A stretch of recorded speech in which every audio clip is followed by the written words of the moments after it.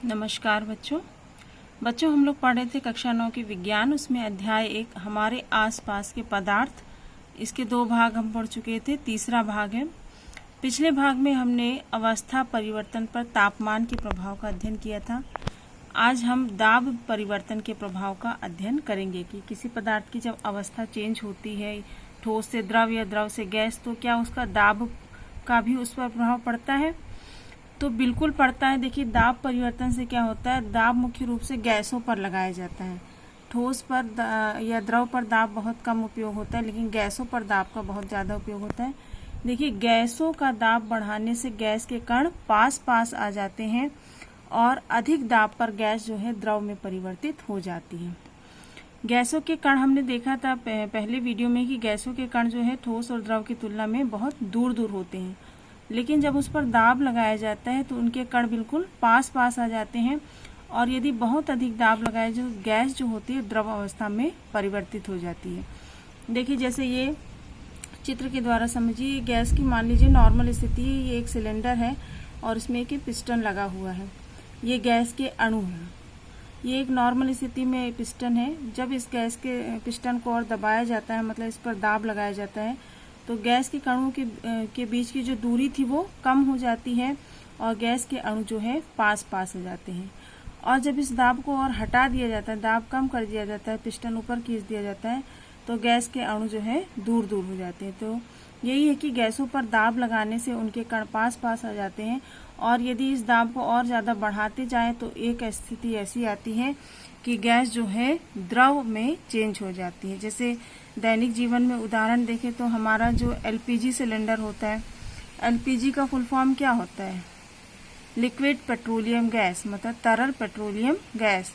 तो उसमें गैस को तरल अवस्था में भरा जाता है। गैस पर बहुत ज़्यादा दबाव डालकर उसे जब सिलेंडर में भरा जाता है तो वो लिक्विड फॉर्म में भरी जाती है। ठीक है। देखिए, गैस का जिस तरह गैस पर दाब बढ़ाने से उसके अणु पास पास आ जाते हैं, उसी तरह गैस का दाब घटाने पर उनके कणों के बीच की दूरी बढ़ जाती है। ठीक है। गैस का दाब घटाने पर उनके कणों के बीच की दूरी बढ़ जाती है। जैसे देखिए, यहाँ पर गैस का दाब जब ज़्यादा था तो कणों के बीच की दूरी कम थी, और जब गैस का दाब कम कर दिया गया तो गैस के कणों के बीच की दूरी बढ़ गई। इसका एक उदाहरण देखें तो जो जैसे अभी मैंने बताया कि एलपीजी जो होती है, लिक्विड पेट्रोलियम गैस, जो रसोई घर में गैस इस्तेमाल होती है, को सिलेंडर में द्रव अवस्था में भरा जाता है। उस पर अत्यधिक प्रेशर लगा के बहुत ज़्यादा दाब डालकर उस गैस को जो है द्रव अवस्था में चेंज किया जाता है, उसे सिलेंडर में भरा जाता है। और जब हम गैस का नॉब खोलते हैं तो वो दाब कम हो जाता है और इसके कारण वो गैस अवस्था में बाहर आती है। द्रव लगाने पर गैस द्रव में चेंज होती है और यदि दाब को कम कर दिया जाए तो वो पुनः गैस में चेंज हो जाती है। और दूसरा उदाहरण, जैसे ठोस कार्बन डाइऑक्साइड, जिसको शुष्क बर्फ भी कहते हैं। कार्बन डाइऑक्साइड गैस आप जानती हैं, CO2 जिसका फॉर्मूला है। सांस लेने में हम जो गैस छोड़ते हैं वो कार्बन डाइऑक्साइड होती है। तो कार्बन डाइऑक्साइड गैस को जब अत्यधिक दाब पर संपीड़ित किया जाता है, मतलब उसके छोटे बड़े आयतन को छोटे आयतन में परिवर्तित किया जाता है, तो वह ठोस अवस्था में परिवर्तित हो जाती है। इसे शुष्क बर्फ भी कहते हैं। ये आपको एक इम्पॉर्टेंट चीज़ है कि शुष्क बर्फ किसे कहते हैं। ये PCS तक में ऐसे क्वेश्चन आते हैं कि शुष्क बर्फ क्या है। तो ठोस कार्बन डाइऑक्साइड को ही शुष्क बर्फ कहा जाता है। जब कार्बन डाइऑक्साइड गैस को बहुत ज़्यादा दाब लगाकर संपीड़ित किया जाता है तो वह ठोस अवस्था में परिवर्तित हो जाती है। इसे शुष्क बर्फ कहते हैं। ये था अवस्था परिवर्तन पर दाब का प्रभाव। इसके बाद जो अगला टॉपिक है हमारा वो है वाष्पीकरण। वाष्पीकरण आप सभी लोग इससे परिचित हैं। वाष्पीकरण मतलब किसी द्रव के वाष्प अवस्था में चेंज होना। वाष्पीकरण जो है प्रत्येक तापमान पर होने वाली एक लगातार प्रक्रिया है जो द्रवों की सतह पर होती है। जैसे वाष्पीकरण द्रवों की सतह पर होने वाली प्रक्रिया है। द्रव के कण क्वथनांक से नीचे किसी भी तापमान पर वाष्प में बदलने लगते हैं। इस प्रक्रिया को वाष्पीकरण कहते हैं। जैसे गर्मियों में तालाब का पानी सूख जाता है। क्यों सूख जाता है? क्योंकि उस पानी का वाष्पीकरण हो जाता है। लेकिन हमने पढ़ा है कि जल का क्वथनांक 100 °C होता है, मतलब 100 डिग्री सेल्सियस पे जल जो है पूर्ण रूप से वाष्प में चेंज हो जाता है। लेकिन वाष्पीकरण जो है द्रव के क्वथनांक से नीचे तापमान पर भी होने वाली एक लगातार प्रक्रिया है। हमारे वातावरण का तापमान हमेशा 100 तो रहता नहीं, गर्मियों में ज़्यादा से ज़्यादा 40-45 होता है। तो वाष्पीकरण जो है क्वथनांक से नीचे के तापमान पर होने एक लगातार होने वाली प्रक्रिया है। वाष्पीकरण की प्रक्रिया हमेशा लगातार होती रहती है और द्रव की सतह पर होती है और ये किसी भी तापमान पर द्रव जो है वाष्प में बदलने लगते हैं। इसी प्रक्रिया को वाष्पीकरण कहते हैं। अब इसके आगे हम पढ़ेंगे कि वाष्पीकरण को प्रभावित करने वाले कारक कौन कौन से हैं, मतलब कि कौन सी चीजें हैं जो वाष्पीकरण को बढ़ा सकती हैं या कम कर सकती हैं। तो पहला कारक जो है वाष्पीकरण को प्रभावित करना वाला वो है सतह का क्षेत्रफल। देखिए, द्रव की सतह का क्षेत्रफल बढ़ा देने पर वाष्पीकरण की दर जो है तीव्र हो जाती है।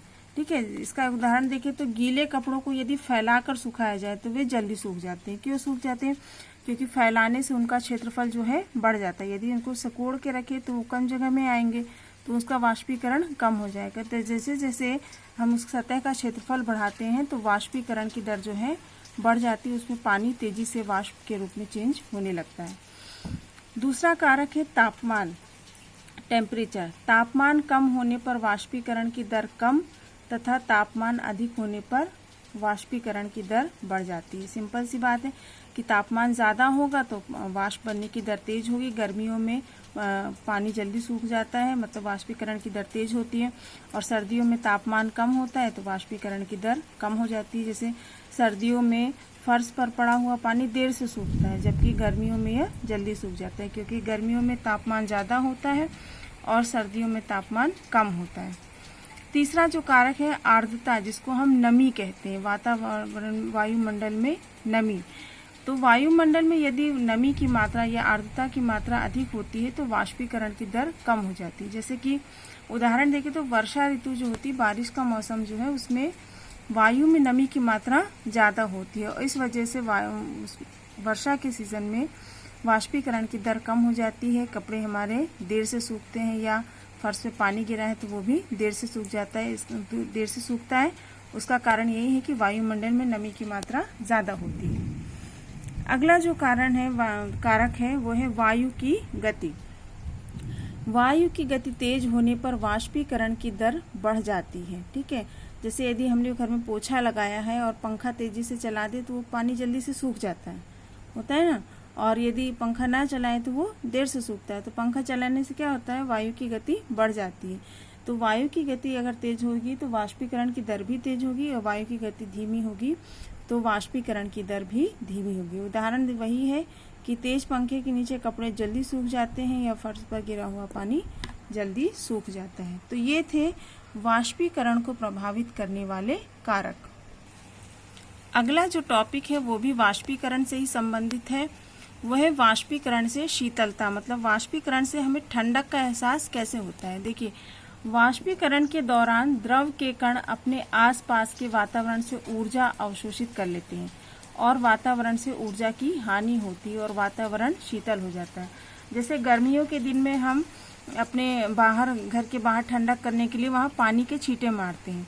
तो पानी के छींटे मारने से क्या होता है कि वातावरण क्यों ठंडा हो जाता है? तो उसका कारण ये है कि पानी को वाष्प बनना होता है। जब हम छींटे मारते हैं तो पानी वाष्प में चेंज होता है और वाष्प में चेंज होने के लिए उसको ऊष्मा की आवश्यकता होती है। तो वह ऊष्मा वो कहाँ से लेता है? आसपास के वातावरण से। तो जब आसपास के वातावरण से पानी ऊष्मा ले लेता है तो मतलब वातावरण की ऊष्मा कम हो जाती है और उसी ऊष्मा कम होने की वजह से वहाँ पर ठंडक का एहसास होता है। जैसे कि देखिए, एक और एग्जाम्पल देखिए तो हथेली पर यदि पेट्रोल, ईथर या परफ्यूम डाले जाएं तो ठंडक महसूस होती है। क्यों महसूस होती? तेल डालने पर तो ठंडक महसूस नहीं होती। सरसों का तेल डालिए तो आपको ठंडक महसूस नहीं होगी। क्यों नहीं? क्योंकि ये जो पेट्रोल, ईथर और परफ्यूम में जो है वो वाष्पीकृत होने वाले पदार्थ हैं। ये जो है हमारी हथेली की गर्मी से हथेली से जो है गर्मी खींचते हैं और खुद जो है वाष्पीकृत हो जाते हैं, जिससे हमारी हथेली जो है ठंडक का एहसास करती है। लेकिन यदि तेल डाल दिया जाए तो तेल क्योंकि वाष्पीकृत होता नहीं, उतना तापमान नहीं होता हमारी हथेली में कि तेल को वाष्पीकृत कर सके, उस वजह से वो ठंडक का एहसास नहीं होता। देखिए, इसका कारण यदि प्रश्न में पूछा जाए कि हथेली पर पेट्रोल, ईथर या परफ्यूम डालने पर ठंडक क्यों महसूस होती है, तो उसका कारण हम लिखेंगे कि पेट्रोल, ईथर या परफ्यूम हथेली पर डालने से ये पदार्थ हथेली से गर्मी अवशोषित करके वाष्पीकृत हो जाते हैं और हथेली में ठंडक महसूस होती है। तो यहाँ पर हमारे अध्याय 1 के लगभग सभी टॉपिक्स कंप्लीट हो चुके हैं। कुछ जो प्रश्न हैं, जनरल प्रश्न है आपकी पाठ्य पुस्तक के अनुसार, वो भी मैं इसमें इंक्लूड कर दे रही हूँ। जैसे प्रश्न आए यदि कि गर्मियों में घड़े का जल ठंडा क्यों होता है, तो उसका आंसर क्या होगा कि घड़े में बहुत अधिक संख्या में रोम छिद्र होते हैं। घड़ा जो होता है उसमें छोटे छोटे छिद्र होते हैं जिनसे पानी लगातार बाहर निकलता रहता है, और ये पानी बाहर निकल के वाष्प में चेंज होते रहता है, और जब वो वाष्पीकरण के कारण जो है घड़े से ऊष्मा की हानि होती है, और उस वजह से घड़े का जल ठंडा हो जाता है। जहाँ भी ऊष्मा की हानि होगी वातावरण में, वहाँ पर वातावरण ठंडा होगा। अगला है कि कप की अपेक्षा प्लेट में गर्म दूध या चाय जल्दी क्यों ठंडी हो जाती है, तो बताइए कौन सा कारक है। ये है सतह का क्षेत्रफल। देखिए, कप की अपेक्षा प्लेट की सतह का क्षेत्रफल अधिक होता है। कप जो उसका क्षेत्रफल कम होता है और प्लेट का क्षेत्रफल ज़्यादा होता है, जिसके कारण वाष्पीकरण तेजी से होने लगता है और गर्म दूध या चाय जो है जल्दी ठंडी हो जाती है।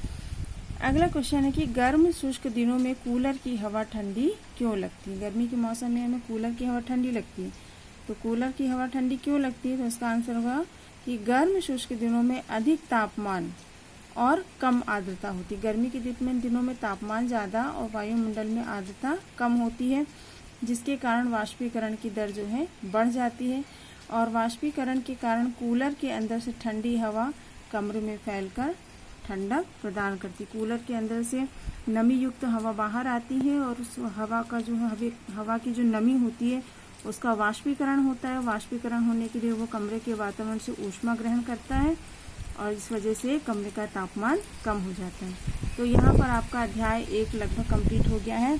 नेक्स्ट वीडियो में हम इसके कुछ महत्वपूर्ण क्वेश्चन आंसर्स के विषय में अध्ययन करेंगे। Thank you.